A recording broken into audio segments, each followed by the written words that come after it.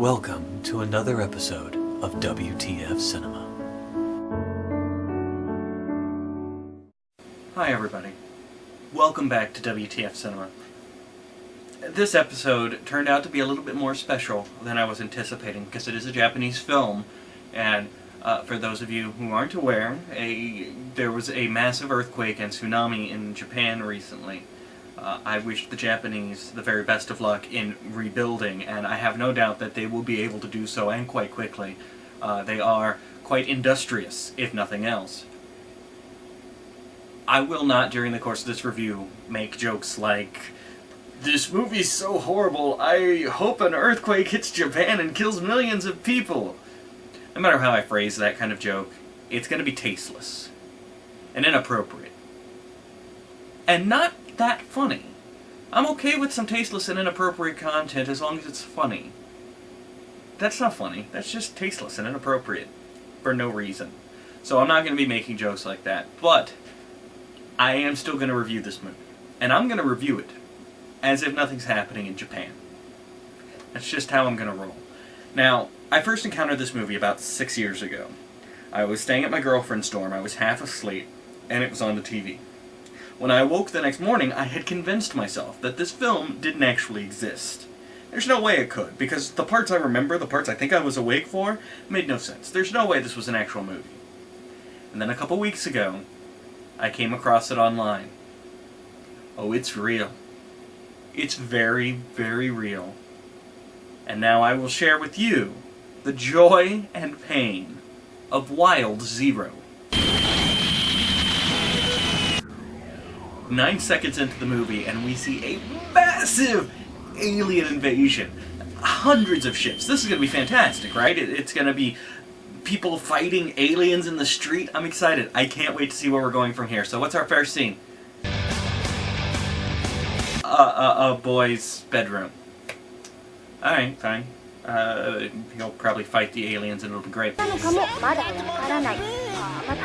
Now, I don't speak Japanese. And even if I did, I think I'd be screwed without the subtitles in this one, because the entire time we listen to this radio report about meteors hitting the Earth or whatever, you actually hear a guy and a girl talking over each other the entire time. Is that what radio is like in Japan? Because it would kind of explain a lot about their culture. And we meet our hero, and I use that term pretty loosely, Ace. Now, Ace is a big fan of a musician called Guitar Wolf, who makes music like...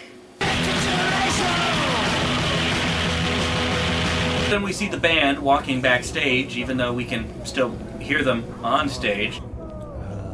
Now, I know you're going to say, no, that's a different band, but I just listened to Guitar Wolf for 2 minutes. I think I can identify if they're still playing in the background, and they are. Wow. That's the first time I've ever seen that shot in a movie. A POV shot of a man using a urinal. I'll give Wild Zero this. It's groundbreaking.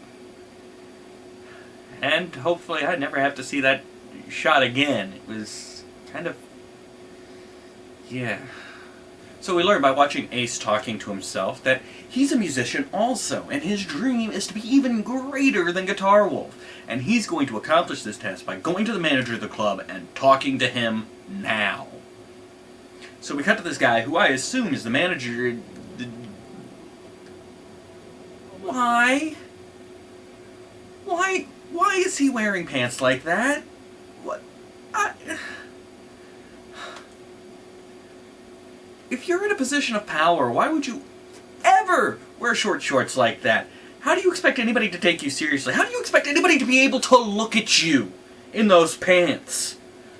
Can we go back to POV shots of people peeing? Because honestly, I kind of prefer that to the man in the short shorts. So Ace storms into the manager's office, right into the middle of Guitar Wolf and the manager having an armed standoff, and he promptly shows us exactly what kind of hero he is. Well, this is going to be an exciting movie. Wow, that's a really powerful handgun. I mean, normally they just put holes in you. This one... I know what you're thinking.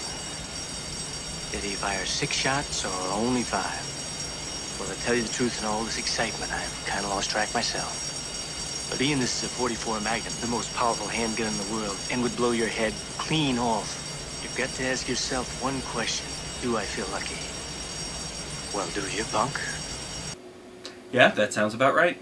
Now, for some reason, Guitar Wolf steals this tiny gold ball from the manager. But before he leaves, he makes Ace his blood brother. Probably in exchange for his epic heroism. He also makes sure to hand Ace a whistle in case Ace should ever need his help. One of the biggest issues I'm having with this movie, and will continue to have throughout this review, is it's very hard to separate the what the f*** moments in this movie from the moments that are just Japanese. I'm really trying my best here, but some of this is just the Japanese being wacky. Like this right here. We get a flashback to Guitar Wolf handing him the whistle, which he did a minute ago. I was there. I saw it. I mean, it was 60 seconds ago. I probably remember it better than the character does. Do I need to flash back to something you just showed me? How short do you think my attention span is? I mean, honestly, I know it better than the character. You don't have to show it to me again. I was there, man. I feel like I own the whistle now. Meanwhile, in what seems to be a completely different movie altogether, we watch a girl walk into a gas station. Then some more people come into the gas station, talk about how there's no managers there.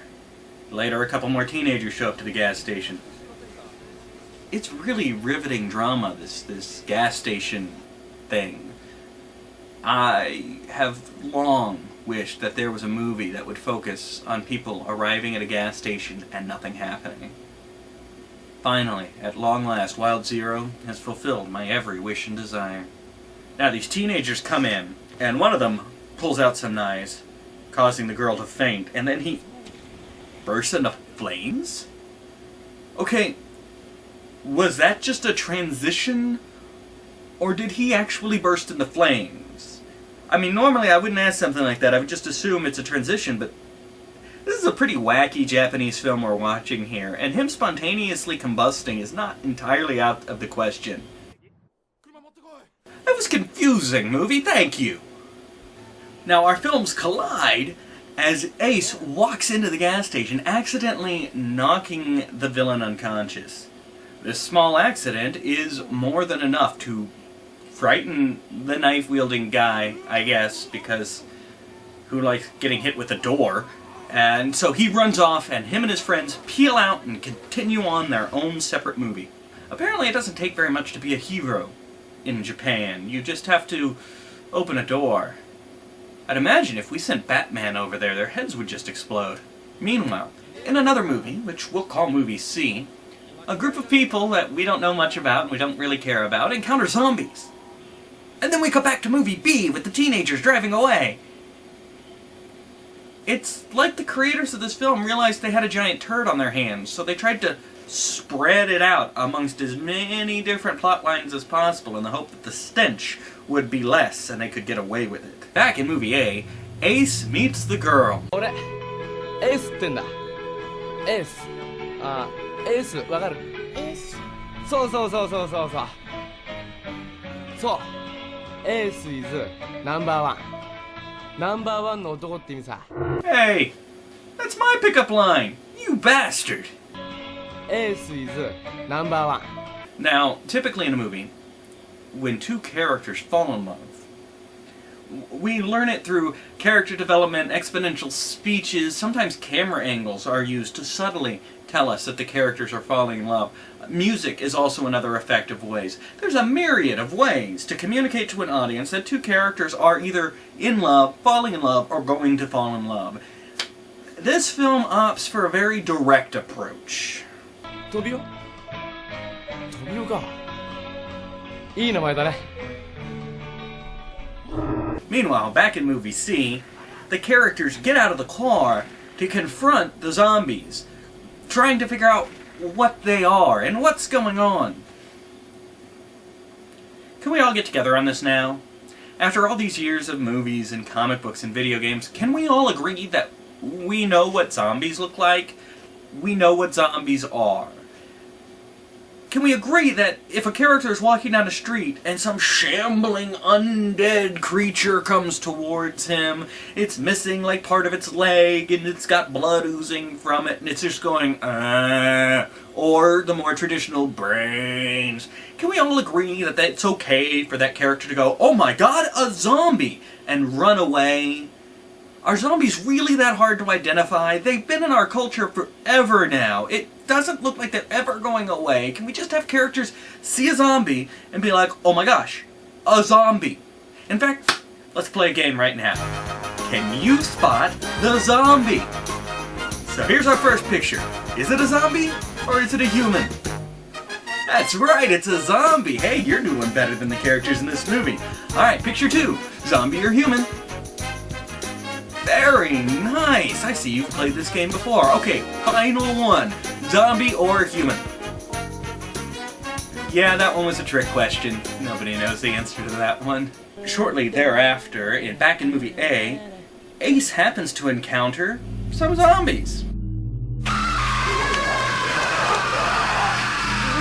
It's very helpful of the soundtrack to add in the scream to let us know that we should be terrified of these zombies. Subtlety is not really this movie's forte.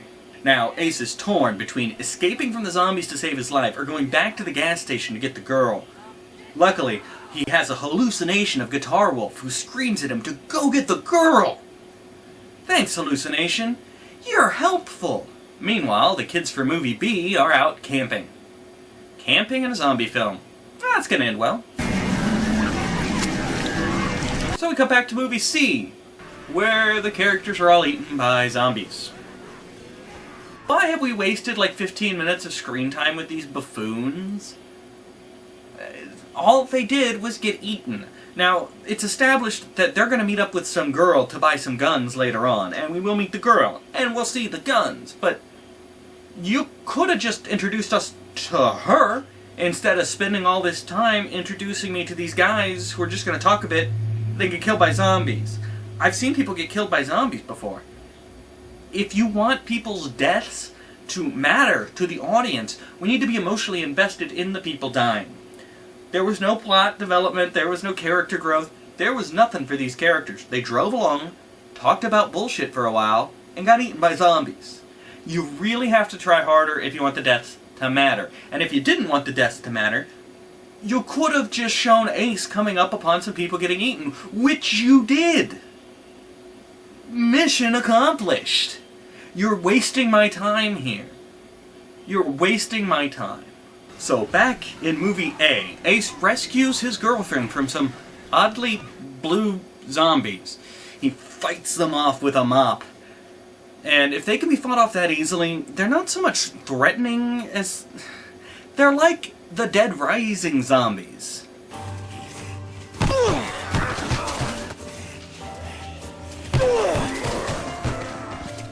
You know, they don't seem to be trying so hard to eat her. Maybe they're full.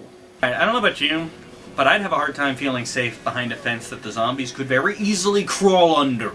I'm afraid I'm going to have to pause us there for a week, and then when you come back, we'll continue deconstructing this film. Thank you for watching WTF Cinema.